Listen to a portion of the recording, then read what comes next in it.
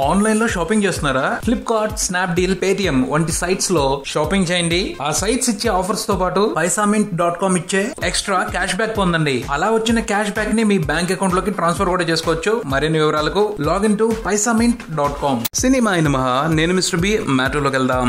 బెల్లంకొండ శ్రీనివాస్ అల్లుడు సీనుగా తెలుగు ప్రేక్షకుల్ని బాగానే మెప్పించాడు. కాకపోతే అంచనాలకు మించిన వ్యయం సినిమాని కమర్షియల్ ఫ్లాప్ గా నిలబెట్టింది. అయినప్పటికీ తన పరిచయ చిత్రంతోనే 24 కోట్ల రూపాయల షేర్ వసూలు చేసి చూపెట్టి తెలుగు ప్రేక్షకుల్ని ఎంటర్టైన్ చేసే సత్తా తనలో ఉంది అని నిరూపించుకున్నాడు శ్రీనివాస్. ఇప్పుడు స్పీడ్ ఉన్నోడుగా మళ్ళీ ప్రేక్షకుల్ని పలకరించబోతున్నాడు. ఈ సినిమా విషయంలో కూడా ఖర్చు విషయంగా వెనకడుగేసినట్టు అనిపించడం లేదు. అల్లుడు సీన్ లా కాకుండా ఈ సినిమాతో ఎంతో కొంత లాభాలని తెచ్చి పెడితే బెల్లంకొండ శ్రీనివాస్ కి మార్కెట్ ఏర్పడిపోయినట్టే. బేసిక్ గా బెల్లంకొండ సురేష్ వ్యూహం కూడా అలాగే ఉంది. ఇప్పటికైతే 20 కోట్ల హీరోగా శ్రీనివాస్ ని నిలబెట్టాలని ఆయన వేలో ఆయన గ్రాండ్ గానే ప్లాన్స్ వేస్తున్నారు. అటువంటి పరిస్థితుల్లో స్పీడ్ ఉన్నోడు మూవీ రిజల్ట్ కొంతవరకు కీలకం అని చెప్పుకోవాలి. ఈ సినిమా సూపర్ హిట్ అయితే చాలా వరకు కలిసి వచ్చింది.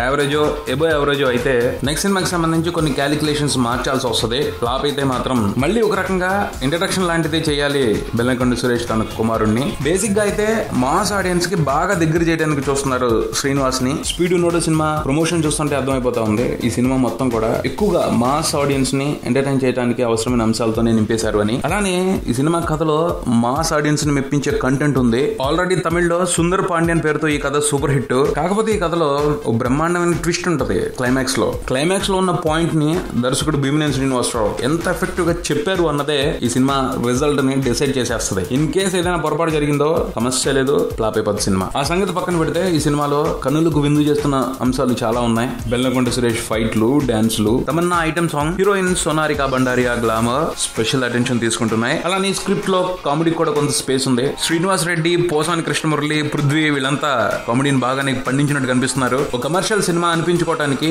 ఏవైతే ఎలిమెంట్స్ అవసరమో అవన్నీ ఈ సినిమాలో పుష్కలంగా ఉన్నాయి. పోతే పైకి కనిపిస్తున్న అంశాలను చూసి రెగ్యులర్ కమర్షియల్ ఎంటర్టైనర్ అనుకోవడానికి లేదు. ఎందుకంటే ఈ సినిమాలో స్క్రిప్ట్ డిఫరెంట్ గా ఉంటది. పోతే ఆ స్క్రిప్ట్ ని భీమనేని గారు రెగ్యులర్ గానే చూపెట్టే ప్రయత్నం చేశారా లేక రిఫ్రెషింగ్ గా చూపెట్టారా అన్నది చూడాలి. ఆ స్క్రిప్ట్ లో ఉన్న ప్రత్యేకమైన పాయింట్ కనుక సరిగ్గా జనాలకి ఎక్కితే బాక్స్ ఆఫీస్ దగ్గర ఈ స్పీడ్ ఉన్నోడి స్పీడ్ మామూలుగా ఉండదు. చూద్దాం ఏం జరుగుతుందో. మరికొన్ని గంటల్లో ఈ సినిమా థియేటర్ లోకి రాబోతుంది. వీలైనంత తొందరగా ఈ మూవీ రివ్యూతో మీ ముందు ఉంటాను. Subscribe and keep watching Maruthi talkies. For మీ mister B and talkies Raja. Thank you.